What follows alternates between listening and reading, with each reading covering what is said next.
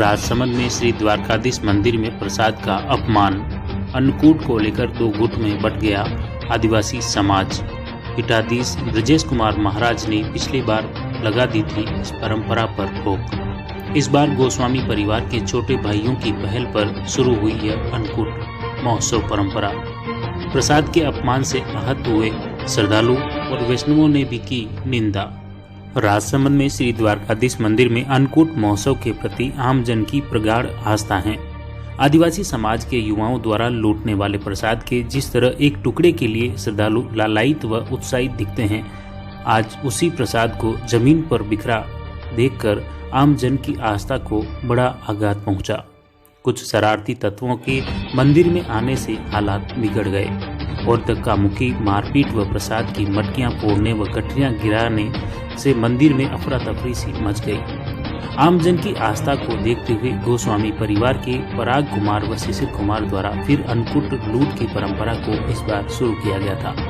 वर्ष 2018 में प्रसाद लूट का अपमान होने के बाद श्री द्वारकाधीश मंदिर के पीठाधीश ब्रजेश कुमार द्वारा अन्नकूट लूट की परंपरा को ही बंद कर दिया, क्योंकि प्रसाद का अपमान होता है। इसी के तहत यह निर्णय लिया गया था, लेकिन क्षेत्रीय श्रद्धालुओं व आम जन की भावना को मद्देनजर रखते हुए श्री द्वारकाधीश मंदिर के गोस्वामी परिवार के छोटे भाई पराग कुमार और शिशिर कुमार द्वारा यह अनूठी परंपरा फिर शुरू की गई। इसके तहत श्री द्वारकाधीश मंदिर में रात करीब 9:30 बजे प्रसाद को एक जगह रखा गया और लूटने के लिए फिर ठीक 9:45 बजे मंदिर के द्वार खोले गए। इस दौरान भील समुदाय के कुछ लोग अंदर आ गए, जबकि एक गुट बाहर खड़ा रहा और उन्होंने नारेबाजी शुरू कर दी। श्री द्वारकाधीश मंदिर में गोस्वामी परिवार के पराग कुमार व शिशिर कुमार द्वारा ठाकुर जी की सेवा की गई। रात करीब 9:45 बजे अन्नकूट के लिए प्रसाद का ढेर लगाया गया। तभी आदिवासी समाज का एक गुट अन्नकूट लूट का विरोध करते हुए नारेबाजी करने लग गया। फिर कुछ आदिवासी समाज के लोग जो अन्नकूट का प्रसाद लूटकर बाहर निकल रहे थे, उनकी मटकियां फोड़ दी और झोले में भरा प्रसाद भी पैरों में गिरा दिया और इधर उधर फेंक दिया। इस दृश्य को देखकर वहां खड़ा हर शख्स बड़ा आहत दिखा। इस घटनाक्रम के बाद जो लोग नारेबाजी कर रहे थे और प्रसाद बिखेर रहे थे, वे भी वहां से चलते बने। आखिर इस घटनाक्रम को लेकर आम जन में यही सवाल खड़ा रहा कि आखिर इस तरह से ये प्रसाद का अपमान क्यों कर रहे हैं। कुल मिलाकर जिस तरह से श्री द्वारकाधीश मंदिर के प्रसाद का मखौल उड़ाया गया, वह बड़ा ही दुखद घटनाक्रम है। आखिर ऐसा क्यों हुआ, यही सवाल हर किसी के जहन में था।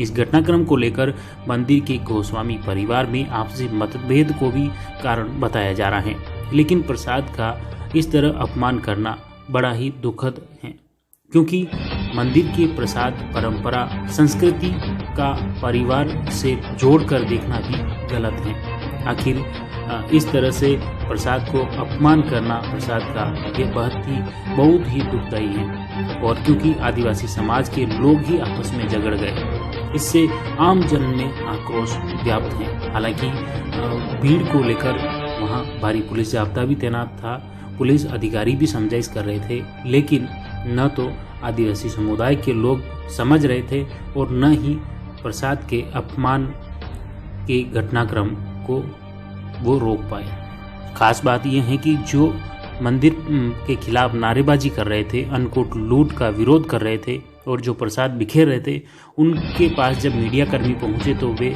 सभी कथित समाज के लोग चुप्पी साध गए और कुछ भी बोलने को तैयार नहीं थे। आखिर उनकी मांग क्या थी, उन्होंने ऐसा क्यों किया, प्रसाद का अपमान क्यों किया, इसको लेकर उन्होंने मीडिया के समक्ष भी कोई भी जवाब नहीं प्रस्तुत किया। इससे आम जन में बड़ा आक्रोश व्याप्त हो गया।